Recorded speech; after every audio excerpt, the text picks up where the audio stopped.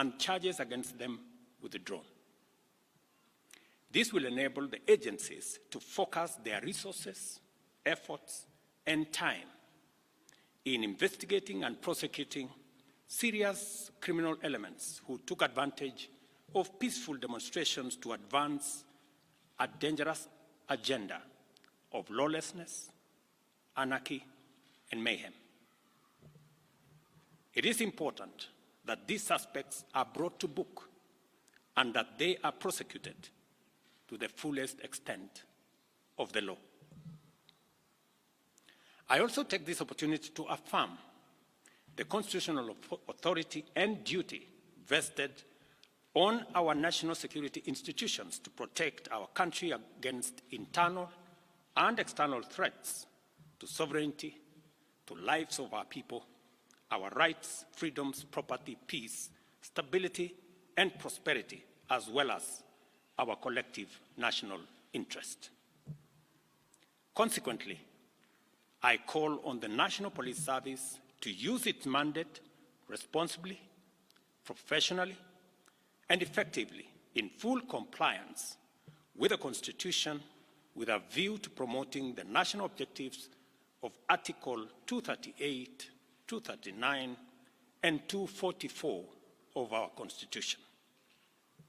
All breaches and violations by police officers must be handled expeditiously through due process with a view to giving Kenyans a police service that upholds the highest standards of integrity. As citizens of this great nation, we all have a duty to balance our rights and responsibilities at all times so that the legitimate exercise of our rights and freedoms does not undermine our broader aspirations to remain a civilized, democratic, and peaceful country governed under the rule of law and institutions of governance for the benefit of all of us. Over the last 1 month, the livelihoods and property of many innocent people have also been destroyed, plunging them into destitution and jeopardizing the welfare of their dependents. The government of Kenya will equally take measures to support these Kenyans on the path to recovery of their businesses. I direct the relevant ministries to obtain, verify, and provide accurate data to facilitate appropriate government action within the next 30 days. I want to give the people of Kenya an assurance that our government listens to them and that for the last 1 month, I have led the government in engaging and listening to citizens from all walks of life as they express themselves in different forums and on various platforms. What has emerged as the foremost national concern requiring urgent and decisive action is the vexing matter of corruption and the non-negotiable desire for accountable leadership and integrity in governance. I have this to say to Kenyans. I have heard you, and I have heard you clearly. Consequently, the following measures shall be taken to accelerate progress to achieving the objectives stated by the people.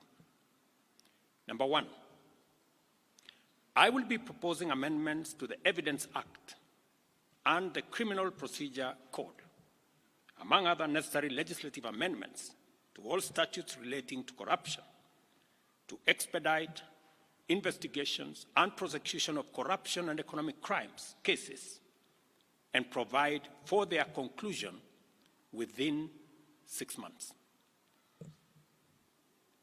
We shall also be proposing amendments to the Witness Protection Act to overhaul the statutory and institutional framework to protect and incentivize whistleblowers and enhance witness protection, making it easier and safer for citizens to come forward and report corruption as well as other criminal activities.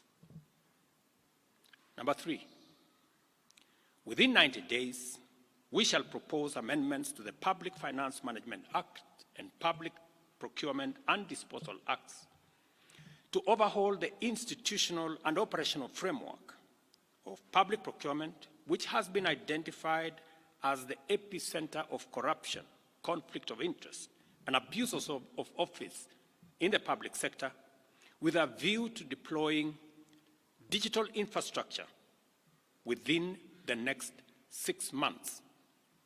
The aim of this measure is to provide an open and transparent public procurement platform which gives open, real-time, and end-to-end public visibility of public procurement from advertisement to award of contract, and to whom it is awarded and what amount the people of Kenya will pay. Number 4, I have engaged with the parliamentary leadership and asked Parliament to expeditiously pass the Conflict of Interest Bill with the explicit caveat that I shall veto any bill enacted if it does not establish the highest bar with respect to accountability, integrity, and anti-corruption. I will make full use of the power given to me under Article 115 of the Constitution to make sure that the bill meets the appropriate standards set out in the original bill.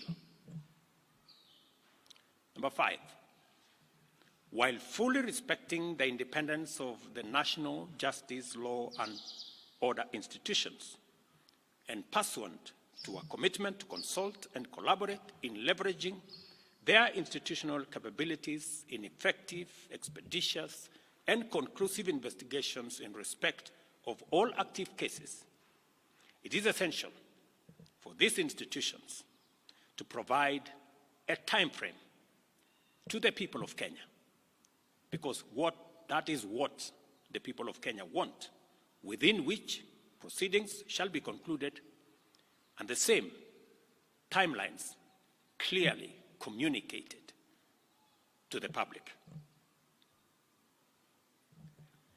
Number 6, about 400 billion shillings is spent on tax expenditure every year, especially on VAT refunds, a process that is largely opaque and with limited accountability. Within 90 days, I will be working with Parliament to provide a legislative and regulatory framework to make this process transparent, open, and accountable, with a view to reducing this huge public expenditure and direct savings from this exercise to the productive sectors of our economy. This is going to be a very important exercise of engaging Parliament in consultations with the people as to whether it is right for us to spend 400 billion Kenya shillings every year collected from the people of Kenya to pay a few companies on matters of VAT refund. Number 7, the government will also work with Parliament to tighten legislation to reduce and eliminate imports of goods and products already manufactured in Kenya, so as to promote our value addition, our manufacturing, and industrialization program in our quest to create more jobs, create more opportunities, and create wealth in our nation. we must have a national conversation as to whether we want to be a supermarket for products from other countries, or we want to produce products that we already have manufacturing capacity in Kenya.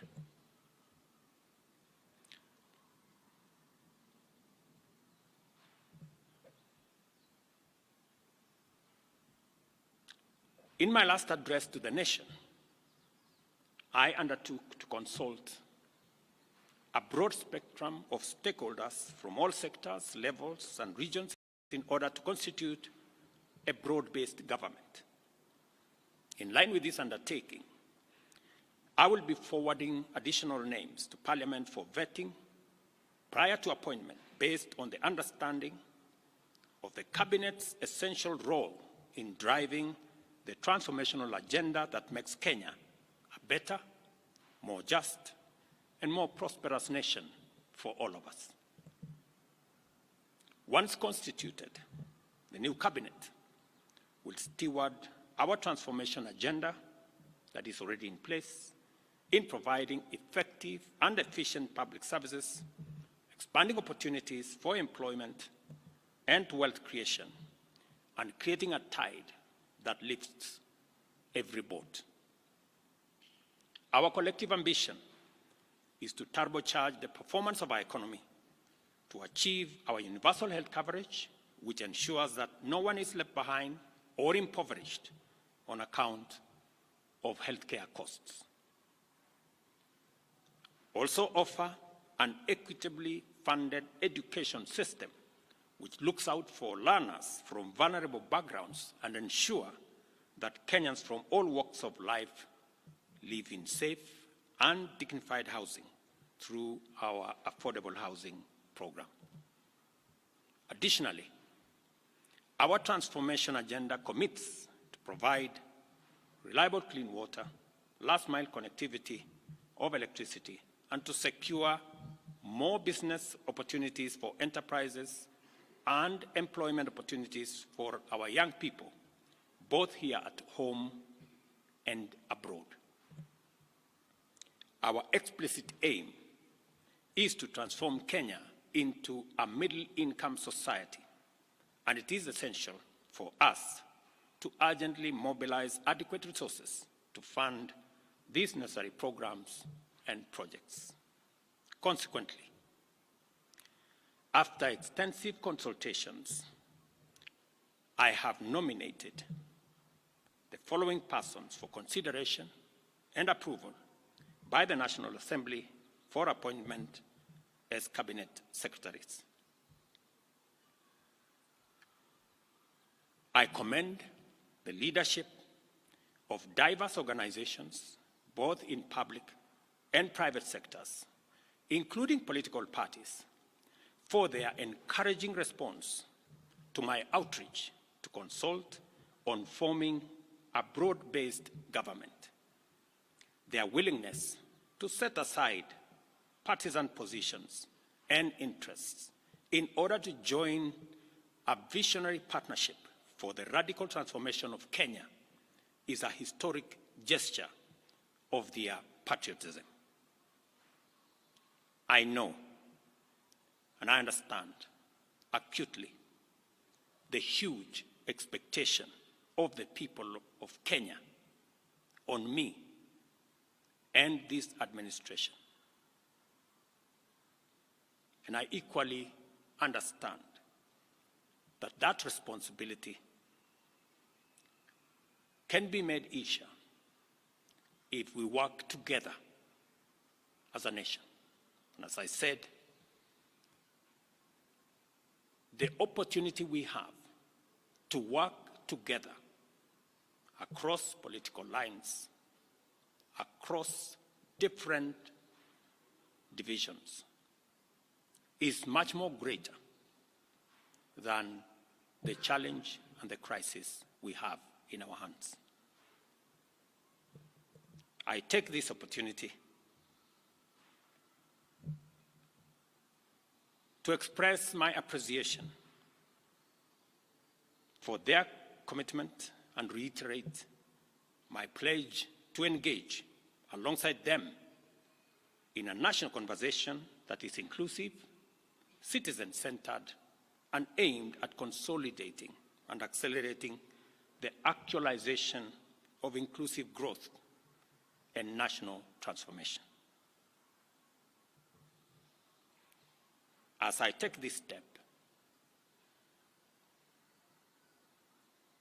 and as I expand and broaden this administration,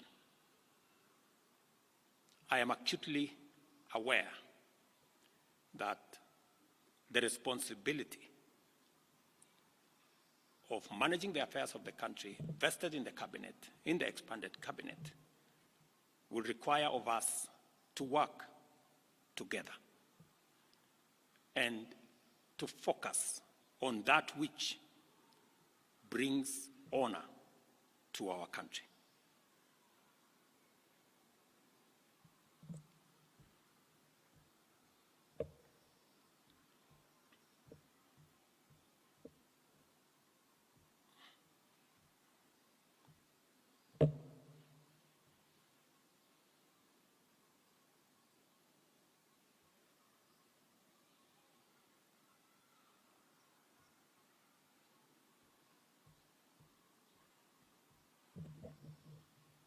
I will shortly give you the list of my nominees.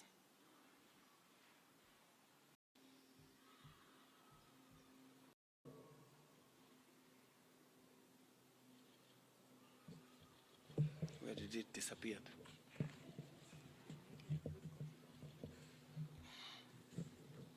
I think this is the problem of making it very confidential and not allowing many people to have a look at it. As you're all aware, the list I sent to the National Assembly, I have since amended so that Roslinda Soipan Tuya now goes to the Ministry of Defense. The Honorable Aden Baredwale moves to Environment, Climate Change, and Forestry. I have now forwarded the name of John Mbadi Ngongo to the Ministry of National Treasury and Economic Planning. Salim Mvuria Mgala, Ministry of Investment, Trade and Industry. Ms. Rebecca Miano, Ministry of Tourism and Wildlife. The Honorable James Opio Wandai, Ministry of Energy and Petroleum. The Honorable Onesmus Kipchumba Murkomen, Ministry of Youth Affairs, Creative Economy and Sports. The Honorable Hassan Ali Joho, Ministry of Mining, Blue Economy, and Maritime Affairs. The Honorable Dr. Alfred Nganga Mutua, Ministry of Labor and Social Protection. The Honorable Wycliffe Ambetsa Oparanya, Ministry of Cooperatives and Micro, Small and Medium Enterprise Development. The Honorable Justin Bidan Njoka Muturi, Ministry of Public Service and Human Capital Development. Madam Stella Soy Langat, Ministry of Gender, Culture, Arts and Heritage. I am still working on the other pending nominees, and I will be announcing them shortly. Thank you very much. God bless you. God bless our great nation, Kenya. Asanteni sana.